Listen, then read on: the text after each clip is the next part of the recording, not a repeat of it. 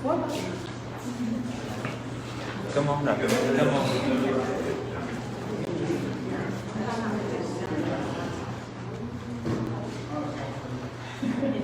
Good afternoon. My name is Kelly Ross, and I'm the CEO here at Piedmont Women's Center.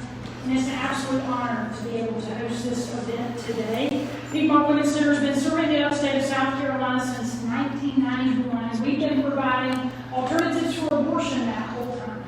And over the years,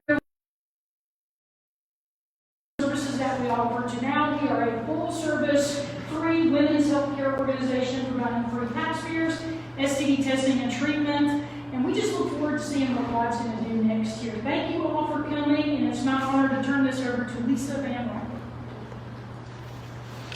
Good afternoon. I'm Lisa Van Ryn with South Carolina Citizens for Life, and it really is a pleasure to join our governor and First Lady. They're doing a wonderful service for women and for their children, and really are giving them an option to really choose life. And you all may not know this, but the Piedmont Women's Center is one of 25 organizations like this across the state. And they offer all of their services free and with no tax funds. So these kind of organizations are great for women, they're great for children, and Governor, they're great for the taxpayers too. They don't ask for any money, okay? These, when asked the other day if I would be part of this press conference, I said absolutely, without reservation. And the reason is simple. Governor McMaster and Lieutenant Governor Evan are a pro-life team with whom I have had the privilege of working on significant legislation, most recently the heartbeat bill, which, as you know, was signed earlier this year. My pro-life work with Governor McMaster started 3 decades ago when he was running for Lieutenant Governor, and our work has continued as he has championed life at every phase of his career, as chair of the South Carolina Republican Party, as the South Carolina Attorney General, as Lieutenant Governor, and now as our Governor. And when now Lieutenant Governor Evan was running as Henry's running mate in 2018, I quickly learned of her deep commitment to life. And during these last years, as we pursued passage of the heartbeat bill, this team has worked tirelessly with legislative advocacy and public comments of support to bring about the passage of a historic bill that we believe will also be part of asking the Supreme Court to revisit Roe v. Wade. Governor McMaster and Lieutenant Governor Evan understand that the protection of life is fundamental. There is a reason the Declaration of Independence and the U.S. Constitution name the right to life first, before the pursuit of happiness, before property, and before liberty. Because if you don't have life, you can't exercise those others. They recognize that science leaves no doubt about the existence of human life in the womb, and for that reason, they follow science. And in following science, they work to protect the most vulnerable among us, while supporting programs like the Piedmont Women's Center to help and care for mothers. So it really is a pleasure to welcome Marjorie Dannenfelser and from the Susan B. Anthony list as a co-laborer for the rights of the unborn. This organization is named in honor of the early advocate for women's rights, Susan B. Anthony. Perhaps you've seen her daughters. Anthony did not see women's rights as excluding the rights of the unborn. In fact, she championed the rights of unborn children. We hear a great deal about justice today, as we should. We hear a great deal about peace, as we should. But in receiving the Nobel Peace Prize, Mother Teresa said, the greatest threat to peace is abortion, because if you can break the bond between a woman and her unborn child, you can break all other bonds. Susan B. Anthony did not believe that abortion was good for women or their unborn child. Mother Teresa did not believe abortion was good for peace. We have a team in Governor McMaster and Lieutenant Governor Evan who understand the women of these two great, the wisdom of these two great female voices It is our pleasure now, my pleasure, to welcome Lieutenant Governor Ed. Thank you.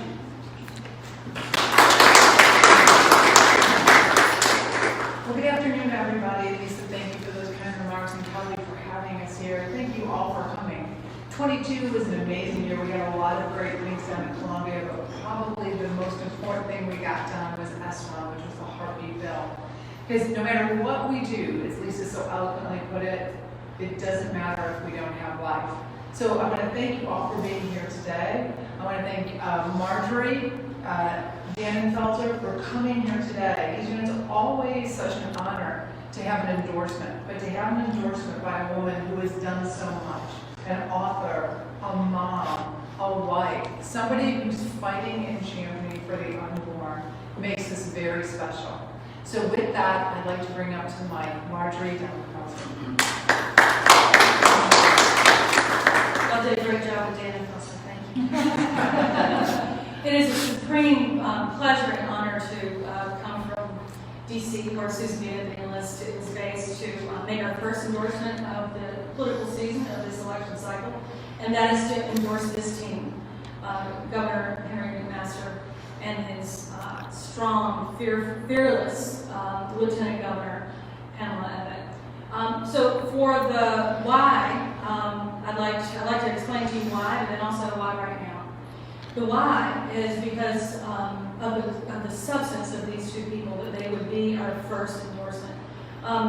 Governor McMaster has emerged as a leader among governors in articulating the right to life, but more importantly, signing legislation into the law that would protect unborn children, and then also doing everything that he could within his power to get abortion businesses out of South Carolina, and as in terms of their taxpayer support. Keeping citizens' money out of the abortion business has been no easy act, has been a tricky business, and the governor has been very active in that regard.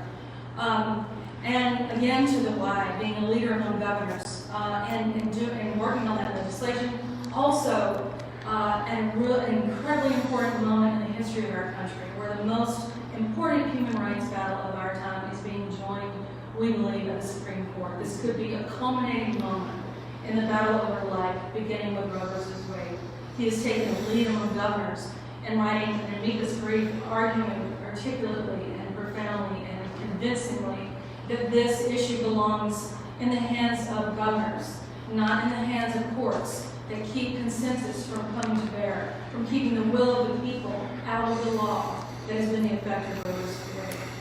To the Lieutenant Governor, who is the banner, an emblem of what Susan B. Anthony List, what we began to promote when we were founded, and that is the strongly pro-life, pro-woman elected official in public office who can argue to the truth of the abortion issue, how it has harmed women, undermined their rights, how it has not been the great liberator that feminists promised in 1973, how in fact it has helped bury their ambitions instead of elevate them.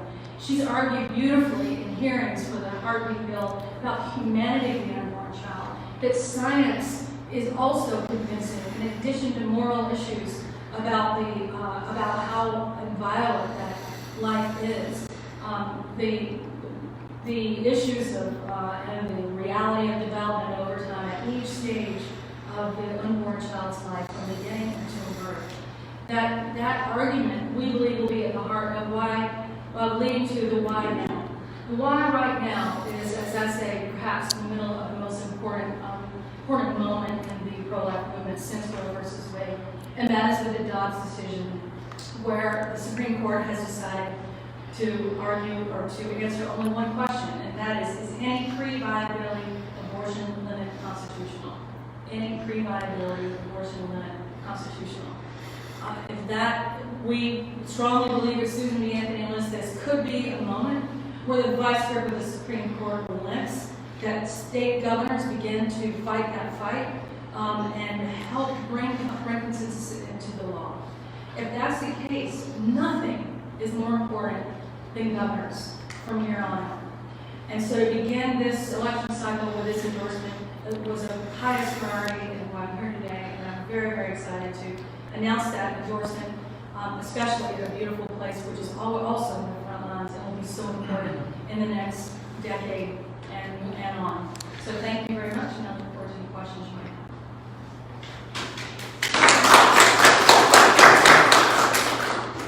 Well, ladies and gentlemen, thank you for coming, and Marjorie and Phil, thank you very much for this very important endorsement. We understand, we appreciate it, and we will do more.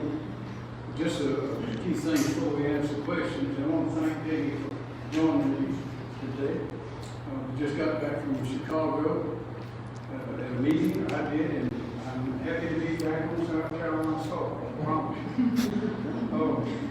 Ladies and gentlemen, I went to USC in Boston and graduated. And between that time and now, practiced law. If you count 4 years as U.S. Attorney and 8 years as Attorney General, I've practiced law for over 40 years. And I've had the opportunity to read the Constitution, the United States Constitution, many times. And I have not yet been able to find the right to an abortion on anyone's behalf in that Constitution. I don't think it's there. I think our Supreme Court has gone in the wrong direction. And I look forward to these cases that have made their way there now will be satisfactorily decided in favor of life. I agree with Ms. Daniel Felser that now is the time. I agree with her organization, Susan B. Anthony List, that now is the time. And I also agree that it will be the states that will be the voices of reason in this effort. There are many issues that are presenting themselves in Congress and in the federal establishment at this time that I think are going in the wrong direction, have gone in the wrong direction, and that includes the courts in the past, specifically in this instance in the past. But I think that we're at a place of understanding now as science has progressed and we've learned more and more about life. As we learn more and more, we realize more and more the imperative of protecting that life. And in South Carolina, we want life to flourish.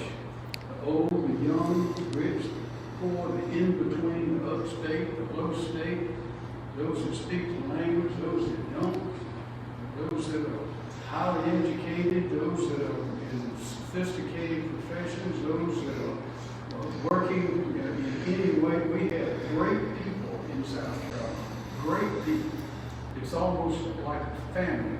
We have great traditions and culture, a loving, careful culture in our state. Just a remark upon by visitors who come not only from other states but also from other parts of the world. And I believe that we have a duty to see that all of our people, young, old, and everyone in between, including those yet unborn, have the opportunity and the right to experience this life that we have in this state and in this country and on this earth. This is as important an issue as there is facing us. This endorsement today, and I know other endorsements of other leaders around the country on this effort for other governors and other office holders will be productive, will be welcome, and may very well make the difference in this very opportunity and critical time. So I thank you very much.